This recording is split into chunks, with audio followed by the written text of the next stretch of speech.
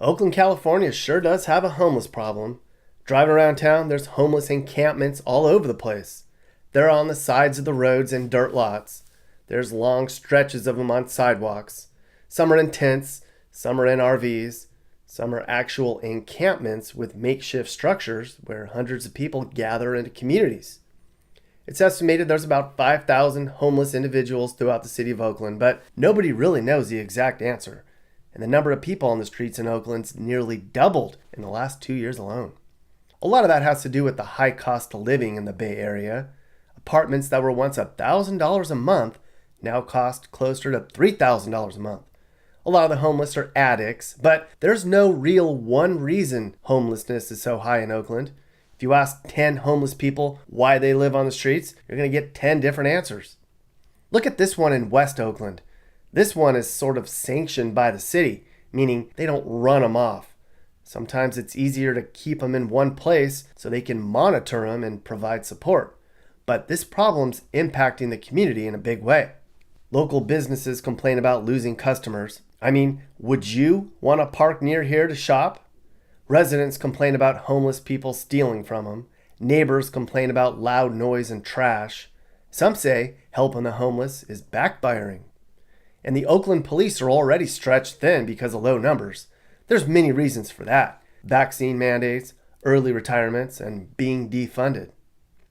Now, I spent 2 days driving around Oakland looking at how run down this once proud city's become.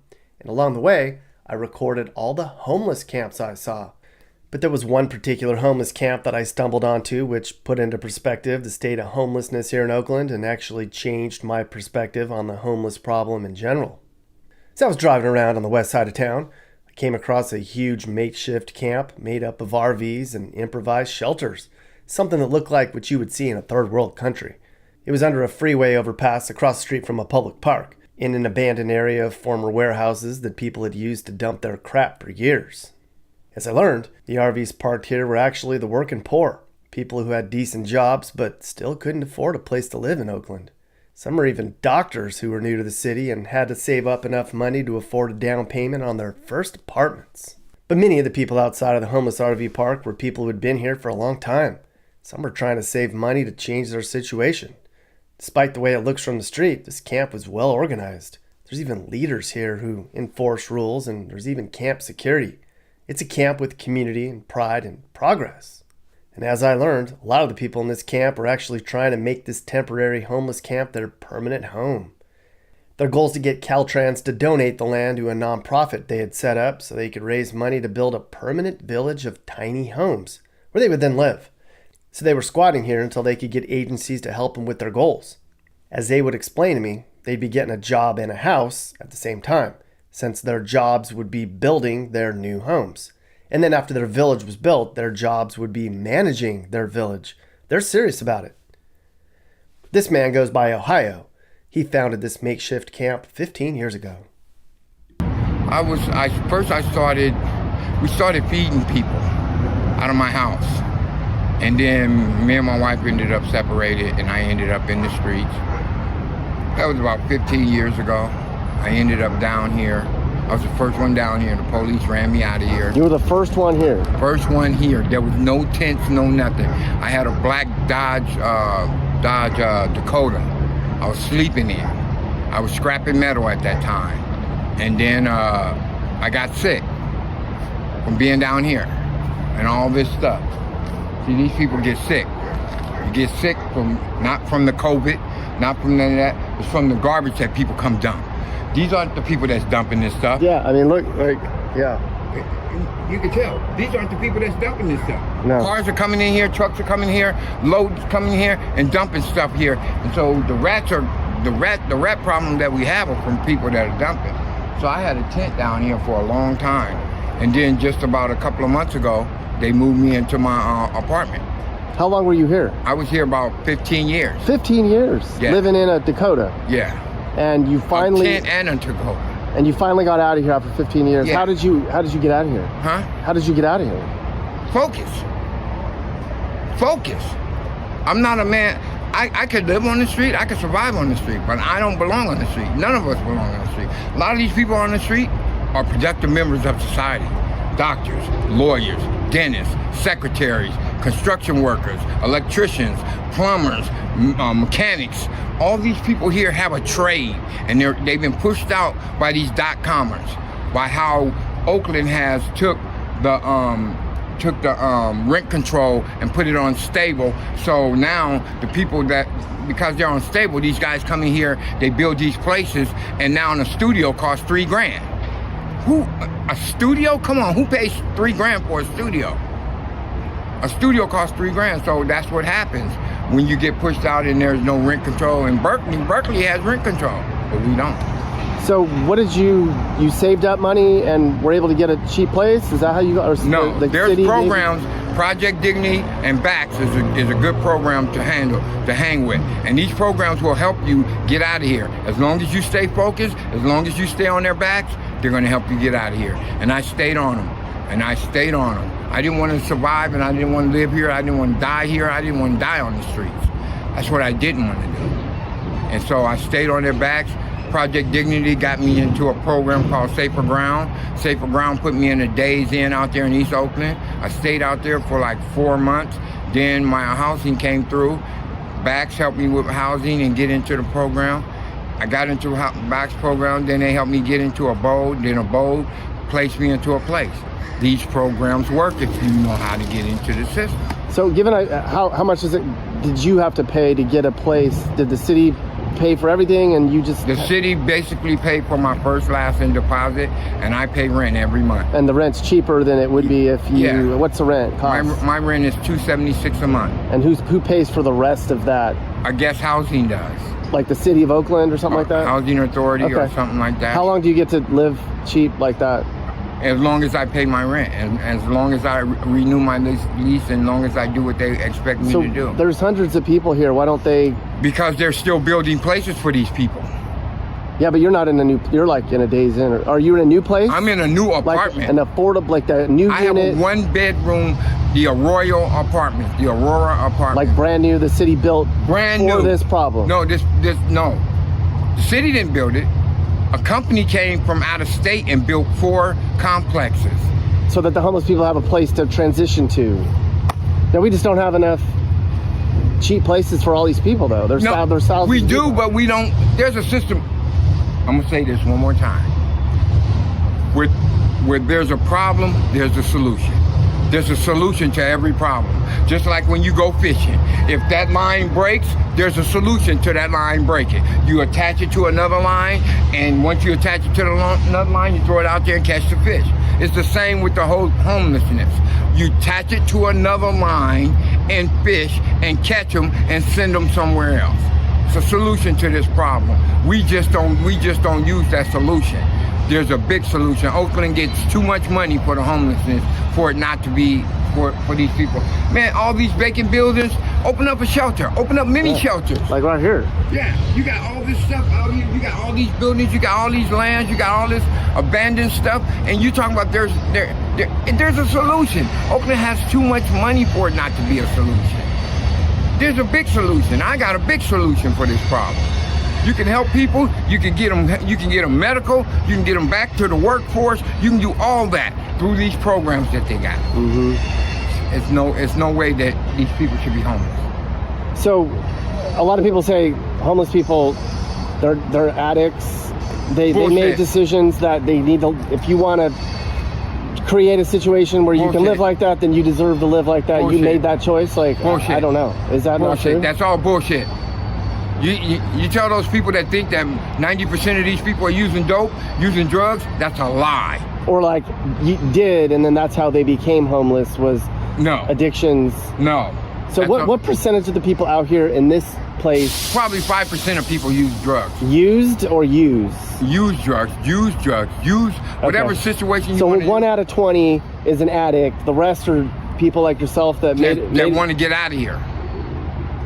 That want to get out of here. Mm-hmm. Yeah, it's not in this lifetime. They were pushed to the streets.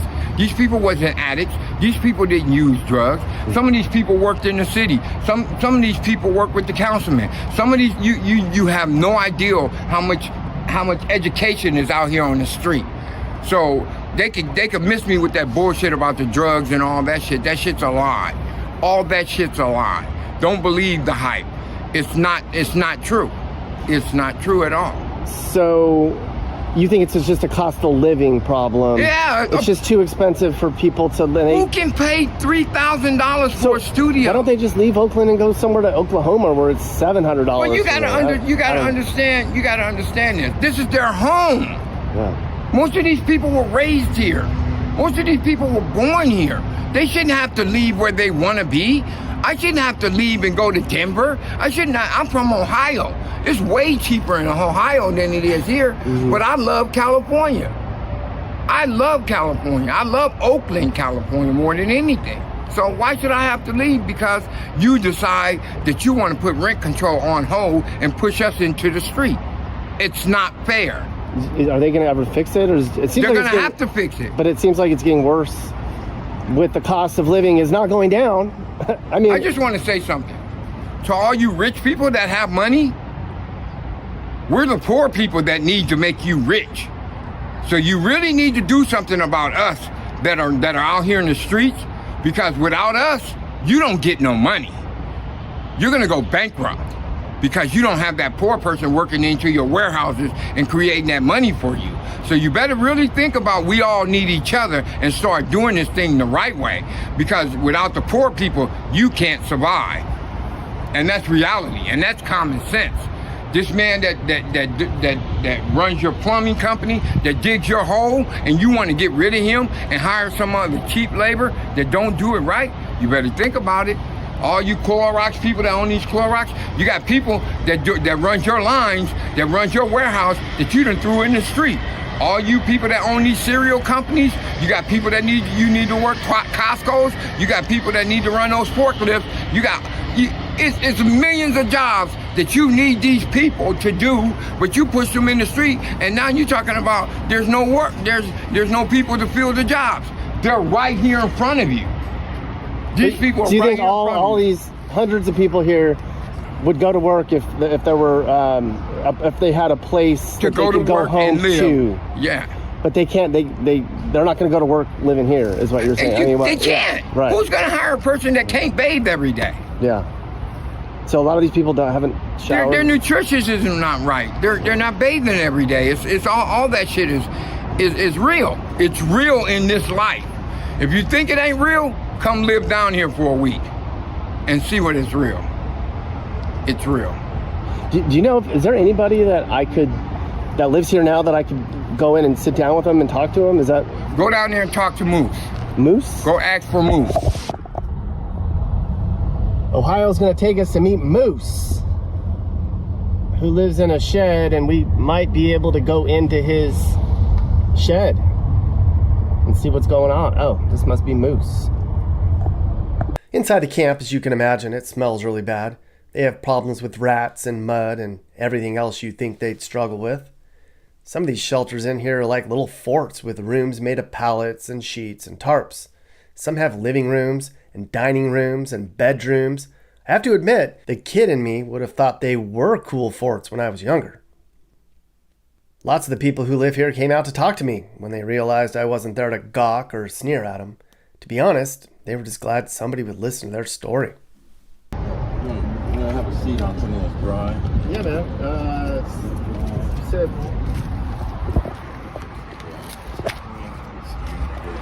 Yeah, like, it's like, is that sun's in your face? Let's go like over here. Like, can you like stand like right here maybe? And then it's not in your face. Can I ask a few questions? Yeah. Okay. Yeah. Hold on, Dee. All right, so I talked to Ohio, and he said that, I mean, a misnomer that people have is that people on the streets, it's their own problem. And then he said that you come from a good background. And I mean, how did you end up here? The truth? Yeah. Drugs and being irresponsible, honestly, is what landed me here after all these years. Sorry, Dee, just a second. That's just the bottom line right there. I got caught up in a lifestyle that I couldn't control and landed here. But it's not as I don't want to say as bad as it seems, but I met a lot of good people out here since I've been out here. Learned a lot about myself, learned a lot about the community and society and how things really run and where the help is at. Learn how to build a little bit. I don't know. I don't want to stay here, but we're in the midst of doing something that could help tens of thousands of people across America, honestly, if things work out with us figuring out a way to help curb the homeless problem. And that's the biggest thing is housing, being able to afford housing and stuff. And really that's what we're fighting for on this piece of land that we're here right now. We're fighting to keep this so we can build miniature homes, affordable homes, and for the homeless people. There's other pieces of land around here that we want to try to get, but Caltrans owns most of that. So we're fighting with Caltrans and a couple of other little agencies and stuff to secure land and then develop it. We architect that's going to map out plans for us and stuff. And so this may be future small homes, affordable for people that are homeless, maybe. Yeah. We want to start off with the homeless because there's like 10,000 homeless just in Berkeley, Oakland alone, if I'm not mistaken. And then across America, you can imagine how many people are really homeless and stuff. No one can afford there are people who can afford to live in the Bay Area, but for the most part, affordable housing is not minimum wage, That's not going to get you affordable housing. And the affordable housing they plan on building here, out of 171 units, only 13 units are deemed affordable housing. And it's going to be for veterans and foster kids, if I'm not mistaken. Ones that have turned 18, though. And we're for that. We're happy that they have a place to stay, but nobody that lives on this site, and this is not just from here, it's from Wood Street, from this area, all the way up around to Target and stuff. There's about, I'd say, roughly 200 people.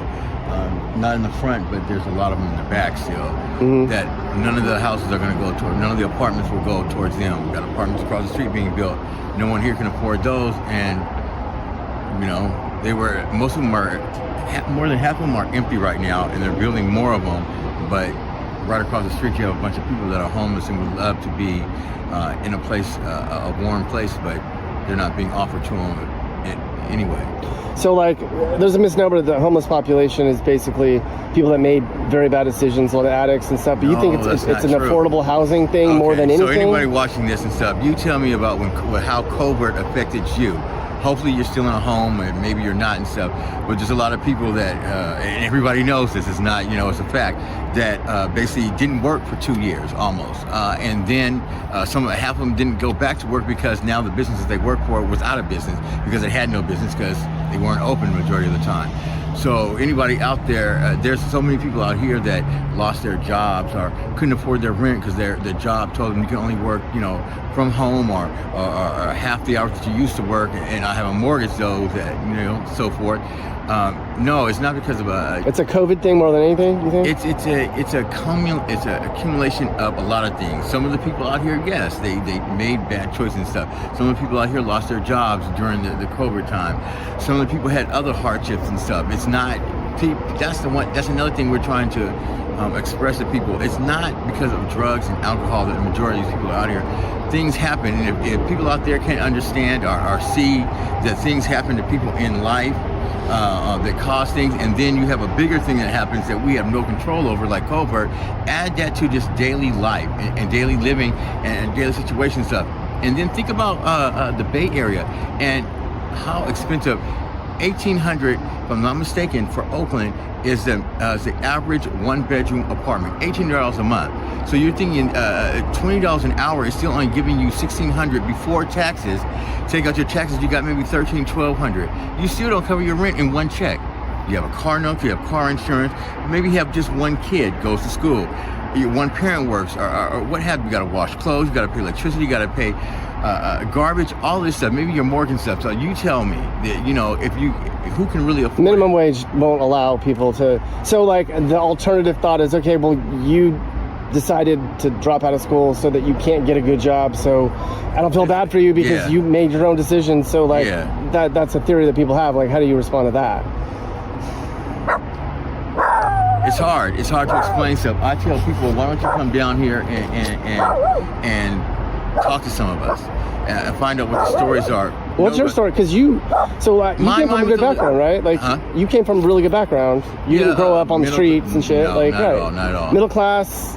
People make bad decisions. I'm talking for myself with this. I made bad decisions and stuff and got caught up in a lot of partying and didn't want to take responsibility. And by the time it was realized that I found out,